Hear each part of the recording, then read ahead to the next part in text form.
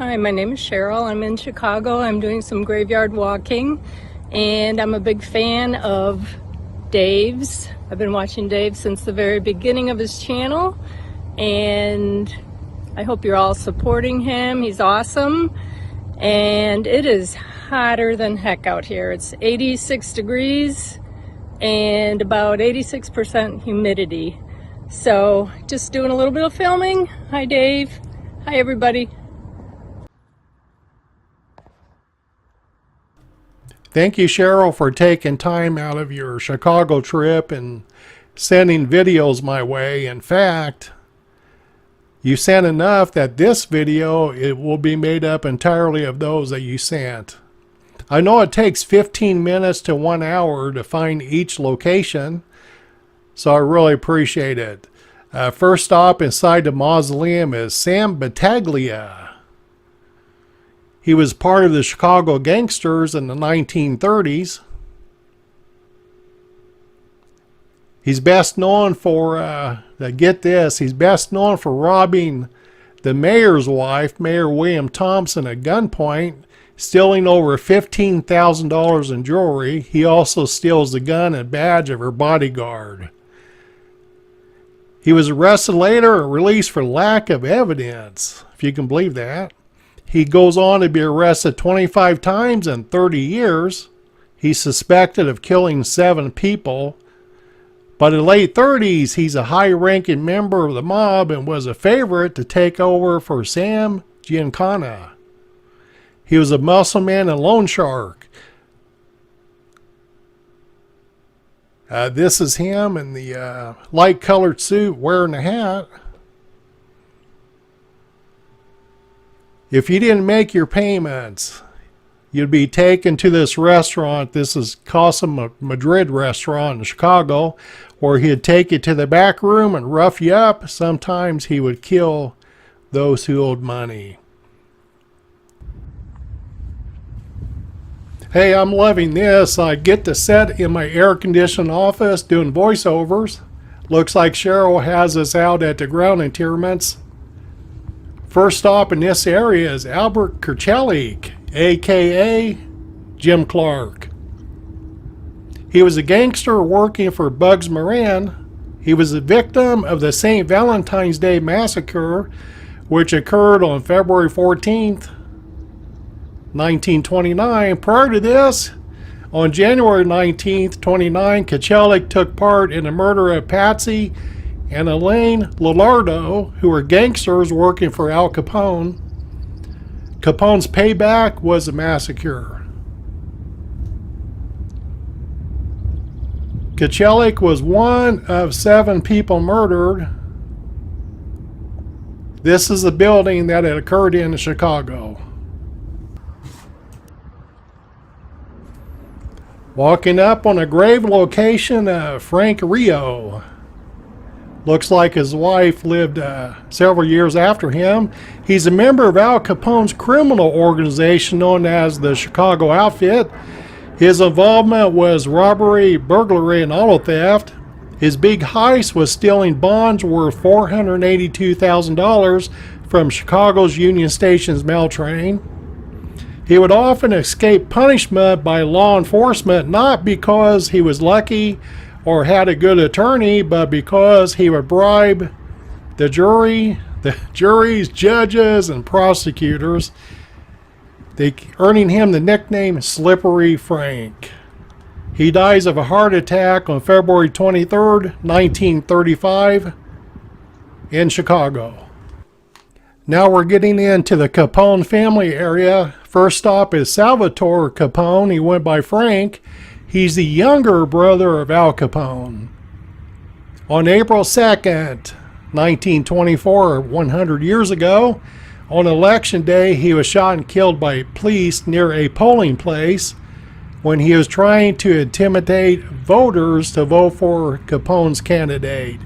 Well, things get out of hand. During a shootout, he loses his life. Right next door is Ralph Capone, the older brother of Al Capone.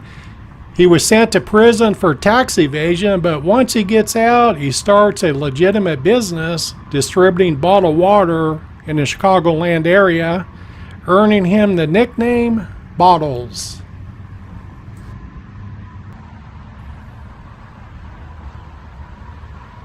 You know, I'm just wondering how many of these cars zooming up and down the road realize that Al Capone is buried about 7 rows in from the road. And I knew Cheryl would not skip over Scarface. He, as you probably already know, is a gangster that attained notoriety through the Prohibition era in America. He was the leader of the Chicago outfit from 1925 through 1931. Gets sent to prison at age 33.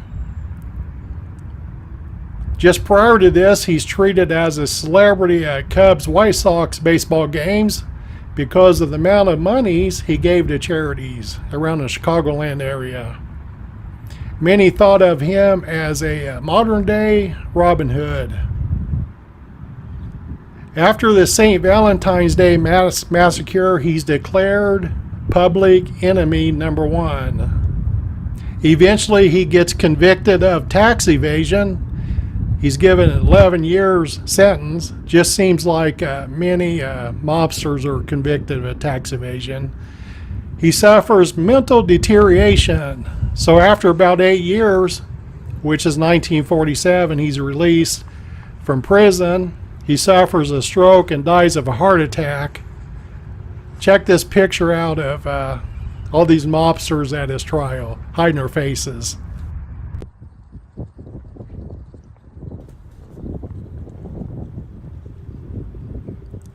Our tour continues here at Mount Carmel Catholic Cemetery. Is it Mount Carmel or Mount Carmel? I guess it depends on what part of the country you're from. 86 degrees today, 86% humidity. This is Charles Dean O'Banion. He was the head of the Northside Gang in Chicago during the Prohibition Wars of the 1920s. He was a rival of the Southside Gang headed up by Johnny Terrio and Al Capone. He ran his operation out of this flower shop. Schofield Flower Shop Company was the front of his operation. Here's a story for you. After a bootlegger deal went bad, Capone sends 3 bad guys over to the flower shop under the guise as customers to pick up flowers. As one of them was shaking hands with O'Banion, one of the other bad guys shoots him 6 times. Twice in the face, twice in the chest, twice in the throat. This is while they're shaking hands. How about that?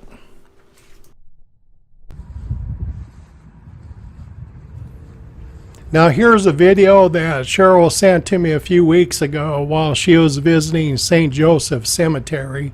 Notice that it's a flat headstone. This is a grave of Lester Gillis. Now, you don't know his name, but I'll tell you his story in a little bit. You know, many of us is what's called a tapophile.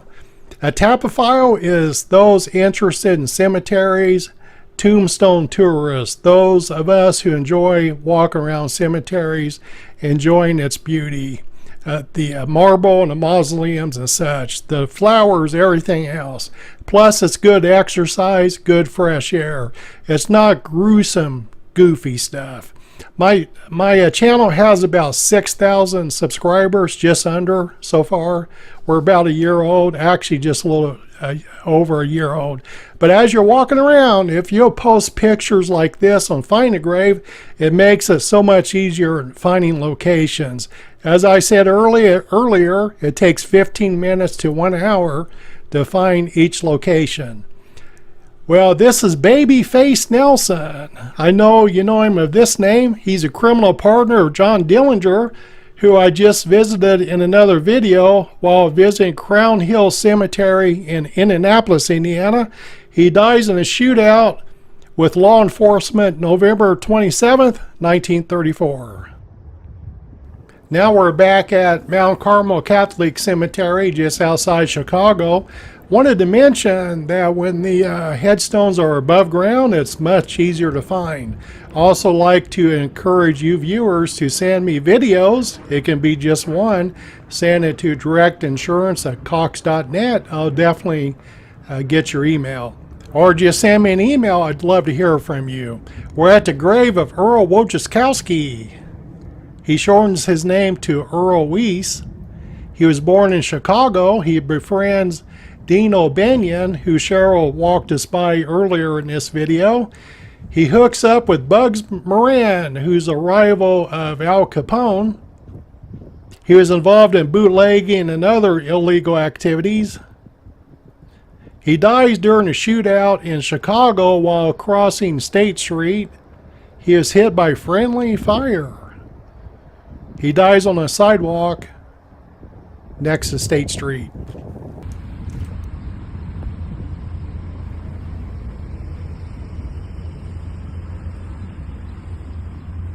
We're at the grave location of Frank Neato. He was a bodyguard of Al Capone. Neato was also in charge of all the monies flowing into their operation.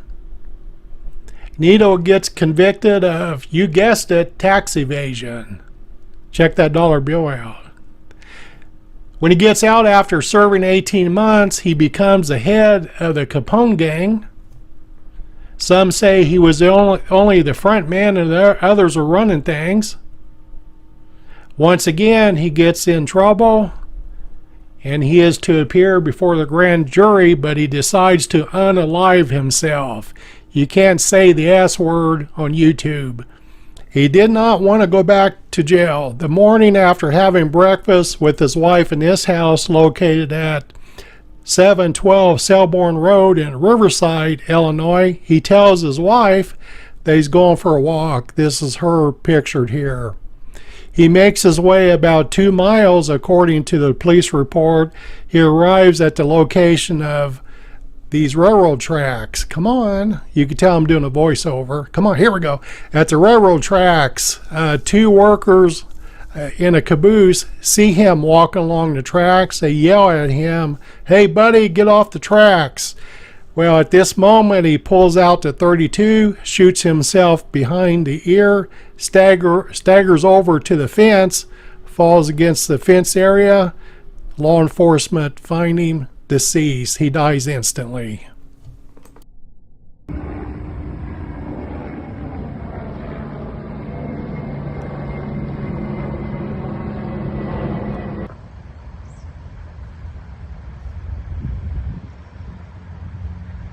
Because I honestly believe my answer might tend to Will incriminate. you tell us anything about any of your operations, or you just giggle every time I ask you a question? Declined to answer because I honestly believe my answer might tend to incriminate me. I thought only little girls giggled with the Giacanna.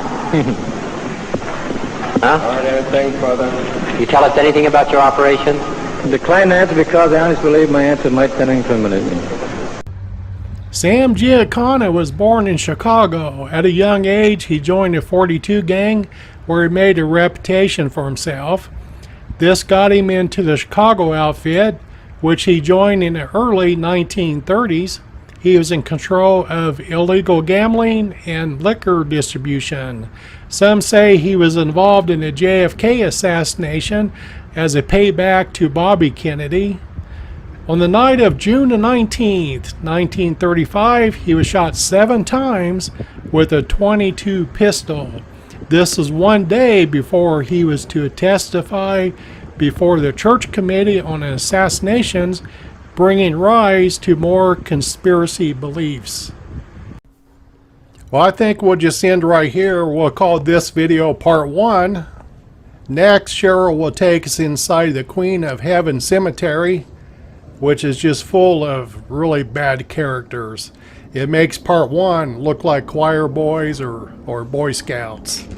Also, I will bring in part 2, those mobsters in Las Vegas. We'll tell their stories as well. Everybody needs to be remembered, even bad boys. Happy trails, everyone.